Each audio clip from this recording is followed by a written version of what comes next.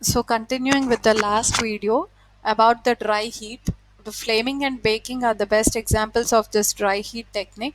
And in this technique, we kill the microbes by oxidation of the cellular compounds as it is exposed to the high temperature.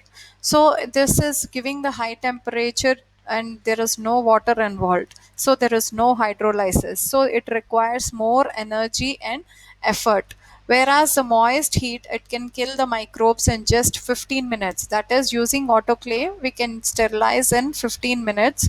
But the dry heating, it takes lot of time, even up to 1 hour, and the temperature goes to 160 degrees Celsius. Whereas in moist heat, it is 121 to 134 degrees centigrade, and that is the pressure steaming, just like you use a pressure cooker, just it is the same way, but in case of dry heat it goes up to 160 to 180 degrees Celsius, and it is a dry heat thing. So this dry heat, it has different types, that is red heat. For this red heat technique, we used to sterilize materials like metal wires, forceps tips, and this is done by using Bunsen burner. We have it in the lab.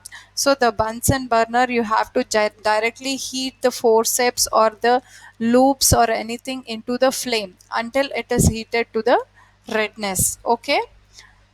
So next, the other process is incineration. So in this you have an incinerator which burns the bacteria by giving the 160 to 180 degrees heat.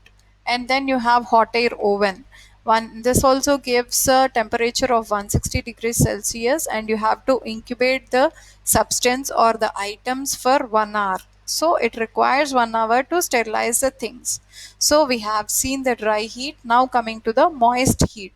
So, the moist heat involves the application of intense heat on the substance to kill a virus. It stimulates the process of coagulation and denaturation of the protein. So, whatever the viral proteins or bacterial proteins or bacterial membrane proteins of the plasma membrane or viral membrane proteins, all they are, coagulation means nothing but breaking down or accumulation of that thing. So all these are denatured using the moist heat and dry heat. So next process is filtration. So filtration is the easiest way. So how do you filter your water? Nowadays RO water, everything is coming. That is all based on the high efficiency particulate air filters, that is HEPA filters, which filter all the microorganisms, bacteria and virus which get trapped in the filter. Okay, but it takes more time. Okay, the so commonly used filters are candle filters, sintered glass filters, seeds filters, and membrane filters. So for this membrane filters, I'll show you this notes, which is more easier.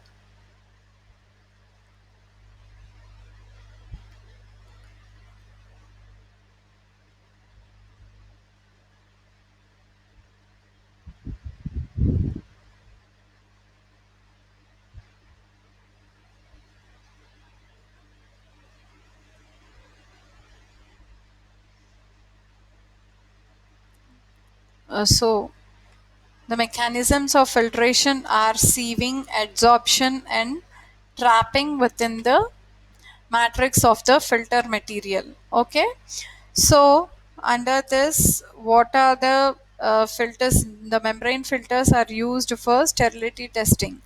So I have already mentioned the types of filters, that is they are the HEPA filters, that is high efficiency particulate air filters, and these filters can remove up to 99.97% of filters which are greater than zero point 0.3 micrometer in diameter. Okay, so under this there are two types of filters, that is depth filters and membrane filters. These depth filters, they are made up of diatomaceous earth, sintered glass or asbestos, and unglazed porcelain filter. And the second type of filters are membrane filters. So these are about 0.1 mm thick, and they are made up of cellulose acetate and following materials. You can note this down, and also I will give you this link as a PDF. You can note it down also. So these are about the membrane filter.